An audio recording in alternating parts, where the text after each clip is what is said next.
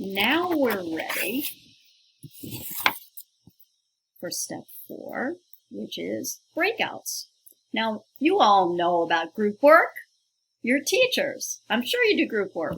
This isn't really that different. It's just that it's online. So you have to think about, how am I going to do my group work online? Well, you can do the jigsaw, where each group does something slightly different. And then when they report back, they've done something different. Or they can all be doing the same activity, and you can think about how they did it differently or in the same way. The important thing here is to build in accountability. Now, some people have said, oh, I tried breakout groups, but it doesn't work because they just chit-chat and they're off task. And when I visit the rooms, it isn't going forward. Well, first of all, you need to send the message that it's okay to chit-chat. You want them to build relationships. You want them to feel connected and want to come to class online because they'll see their buddies. So don't be so punitive about the chit-chat, all right? The other thing is to make sure that you've structured the task for the breakouts in such a way that it's very clear what they're doing and the time frame for it, so that they know that they're going to be sharing their board with the whole class, and they have this very doable but very important task to perform as a group. The other thing is you go and you visit them, and they know you're going to come and visit them. But when you visit them, it's to provide support, not to look in and spy at them. So a lot of this is the attitude and the mindset that you have that sets the tone for the mindset that they have.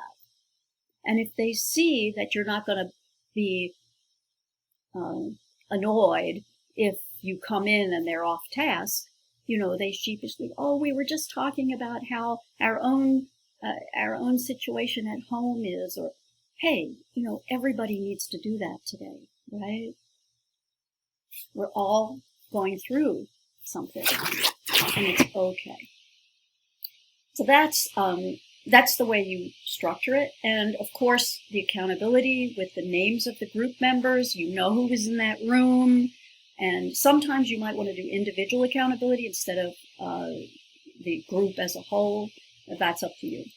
Now, as far as the groupings, it's teacher's choice. Some activities, sometimes I do random. Sometimes I'll make it heterogeneous. I'll make sure there's a strong student in the group. Sometimes I'll have a group of all strong students or all students that need more help, and I'll spend more time in that room. Okay. Sometimes I make sure that if people were absent, they're not in the same room. I make sure they're in different rooms because if they missed the previous class, that could be an issue. And any strategy. Another idea, depending on what you're teaching, is they form the group at the beginning, and that's their group. That's another way. There's no one way to do this. You, as the teacher, decide what works best for your class. So that's one option. You see it says option 1. The other option for breakouts is peer instruction. Now, I have to warn you. Warning! Peer instruction is very complicated, and it is extra work for you. However, I have discovered by being pushed to do it, and I'll tell you about that in a minute, it turns out once you get it in place, the students love it.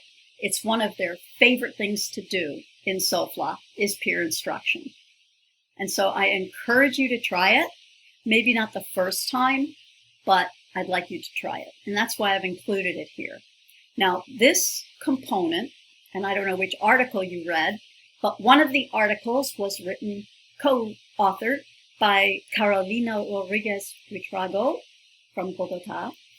And we have worked together for years on flipped learning. And she was the one who helped me and did actually most of it for the peer instruction component of my grammar course. So the way it works is that each room has a peer leader because they're not doing it in front of the whole class. Peer teaching needs to be small group. It's part of the breakout idea so that they don't get too nervous. They have a small group. That's the way I believe most effective to do it. And what I do is that each student has a tiny piece they're going to teach the rest of the class. And do I coach them ahead? Sure, if they need it. Some of them do, some of them don't.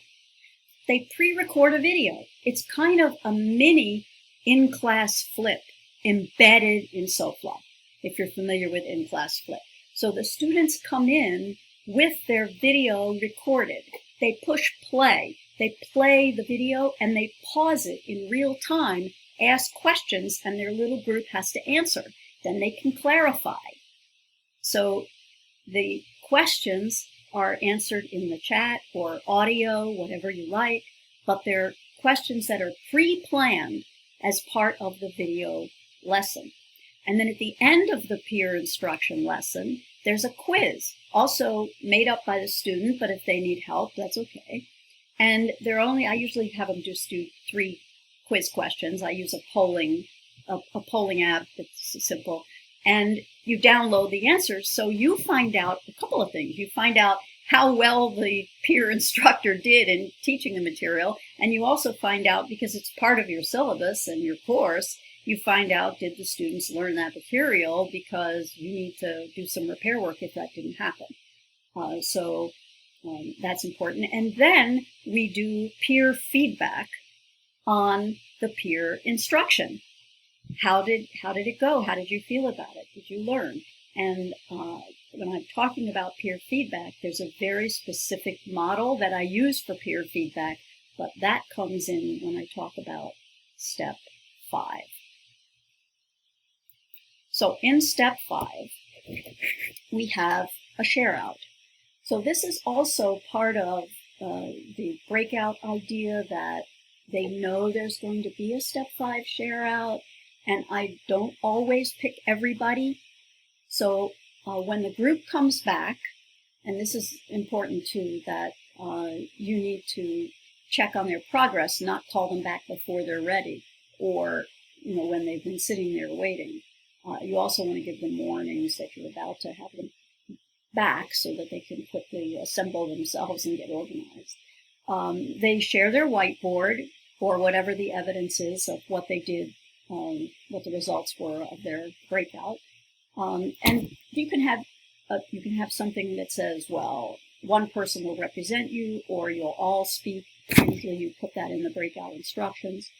And you might have one group start, and if they all did the same thing, they can compare and contrast. What did you do differently? And you can have some groups not report out, but simply say, oh, we had one more point that we included, or something like that. If it's a jigsaw, then you really have to get around to the different groups, because each one is going to be kind of showing or sharing what they came up with for the rest.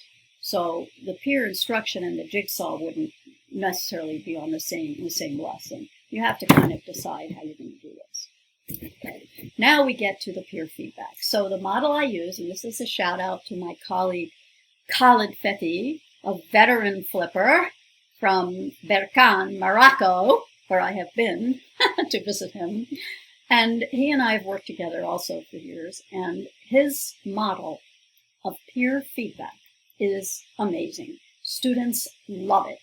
It's pretty simple. It's shack. And just by giving them that structure, there's that word structure again. You need to structure it. Don't make it overly controlled or limiting, but don't make it wide open, give feedback. You want students to feel secure giving each other feedback. And this works so well because the students say, oh, I have something to share, or I can help you, or I have a question, or I'd like to comment on something that I noticed. Comment is noticing. There's that notice again, right? So this is Khalid's model, and I use it for after the peer instruction. I use it for after the share out. I use it on the asynchronous platform for blogs, wikis, discussion forums, everything. They're all using Shack all the time, and I highly recommend it. And now we come to step 6. Now, I have to admit, because I like being honest, that sometimes when I'm running out of time, I skip step 6, because 7 and 8, you can't. You'll see in a minute. Skip. don't skip step 6. And I'll tell you why. Because step 6 is your best investment in making sure they do the pre-work. Let's see why. It's preview and discovery. Now, this is instructor-led. And what you're doing is you're getting them ready for the pre-work. You want them to be ready. You don't just send them to the pre-work. You do preview and discovery. Now, there are different ways to do it. So, one way you can do is sometimes I do a PDF of the reading that they're going to do. And I scroll and I ask them questions and kind of highlight things that they're going to be looking for. And I kind of get them thinking about the new ideas without teaching them, but piquing their curiosity. I might also, if there's a new term, introduce the new term or new concept, because it's good sometimes to preload vocabulary that's subject specific. So that is an opportunity, because then when they encounter that, either in the video lesson or in the reading, they go, oh, that's that term. So they're connected to the material ahead of time. I mean, that's a best practice, right? And also, you want to get them motivated. You want to get them interested. And so you're enthusiastic about what they're going to learn, and that helps them to be enthusiastic, and they're previewing it. They're looking. Now, a little bit of this comes into the idea of Musalam's explore, flip, apply. So if you were reminded of that when I was talking, maybe you are familiar with that model. And this isn't explore, flip, apply, but it takes a little suggestion from that model that you don't just send them to the pre-work. You do something in class first that you know is problematic and new because they haven't learned it, and you put them in that limbo stage of, wow, I think I need to learn about this so that I know what's going on with it. Yeah. And the other thing that you're doing at the same time, there's always a hidden agenda. Just like with the embedded questions, you get the data. So what you're getting here is you're getting an informal assessment of prior knowledge. Because you're finding out right then and there, some of them may already know some of this, some may not. And that's wonderful information for you and helps you differentiate much better. So, don't skip step 6. Next is step 7. See why I said you can't skip it? All right, step 7 looks like it's not even a step. Just give them the assignment. But you know, everything is a step. And it's important to be clear. Instructions, when given in a live in-person class, are very different. You're online. So how are you going to do this? You don't want a million questions.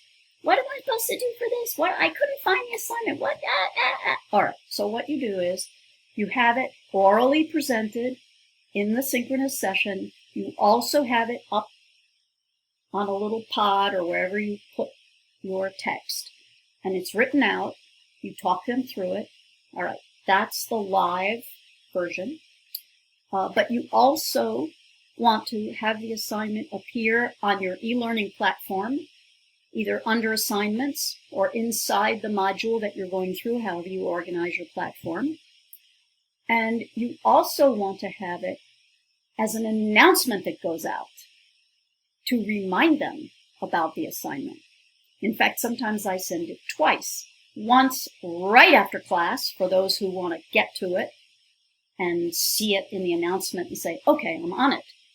And also partway through the assignment period, depending how often you see your class, I send it as a reminder. Just a reminder, a friendly reminder. This is the assignment. Now, what do you give for the assignment? Well, you've got your short-term assignments like watch this video lesson or read this activity and respond. Either I put a discussion forum there, and that's what most people use. I've switched over to shared readings, but whatever you're using. And then there's also sometimes something you want them to post on a blog that's ongoing with installments. So maybe they're putting some information on a blog, or maybe they have a really long-term assignment just for them that they're going to be doing a presentation on a certain topic. So you want to remind them to maintain their time management, because time management is huge. And in my other presentation on online pedagogy, I talk a lot about that. So this is important to keep them posting and on top of something that they need to do long term. So that's why posting instructions is more than just give them the assignment. It's a little more thoughtful in terms of their being online. And then we come to the final step. The final step is reflection. They know they never leave the room before reflecting. And this is the final whiteboard I use, activity. And the reason I use the whiteboard and not oral share out or go and outside of the virtual classroom do it, I want them right then and there. I want to know that they stayed in class the whole time, or that at least they're there at the end. They have to write their name. And if they write something like, great class, good night, I erase it. It's gone. So they learn very quickly they have to put something substantive. And they're not writing paragraphs, they're just writing a sentence or two, but it has to be related to the lesson or can relate to, I feel better about learning online tonight because we did X, Y, Z. So it can be related to the formal schema of the way you're teaching them and not just what the content is that you're teaching them. It's up to them. It's whatever resonated. And again, the hidden agenda is you find out what resonated. So this isn't like those exit tickets that they give at the end of class when, oh, your exit ticket is this. You know, I have a different philosophy, and my philosophy is what sticks. I want to know what sticks. That's my activity, okay? And then I should tell you, going back through all the steps that we just did, anything that is produced from steps 2, the sign-in activity, which, by the way, is not a do now. I'm sure you saw that I do it differently than that. Anything that is created or posted during that entire time, whether it's in the whole class setting or the breakouts, gets posted in the online e-platform, and they know where to find it. It's under whiteboard activities or class activities, whatever. So that anything that they produce is there, and you're validating their contributions, and again, you're helping them to learn because they're revisiting this material. It's optional, and some students may not. But if they want to refer back to it, they can. I also record the sessions. So not only for students who were absent, who have to provide me with a summary and a reaction of what they would have done if they had been there, which makes them not want to miss, by the way. But students might want to go back and re-watch a certain part of the lesson to get it in their head better, right? Or if they were presenting something, they want to go and watch how it went from the point of view of the audience. So there's a lot involved here in your work after class. So every time I teach one of these virtual sessions, after the session is over and we say goodnight, I have a lot of little cleanup work to do, posting the assignment and putting up all the screenshots and or save whatever documents from their work that they did during the session. Okay. And sometimes I do checklists. When I send out the assignment, I send out in the form of a checklist, and I always say, here's what I posted on the platform, the recording, the whiteboards, I posted so-and-so's peer instruction or whatever I posted, and then the next piece is, here's your checklist of what you need to do. And then I always end with, I'm here 24/7. As you know, contact me anytime. Don't wait till you're frustrated, and certainly don't wait until the next class. And my students know that I answer emails instantaneously. I'm a little nuts that way. That's another topic. Okay. Now,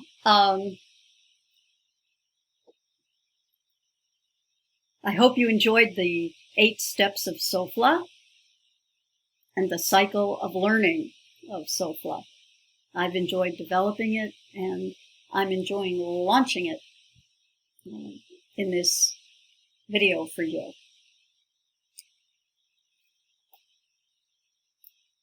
Now, before you go, because we're not quite done, I want you to reflect.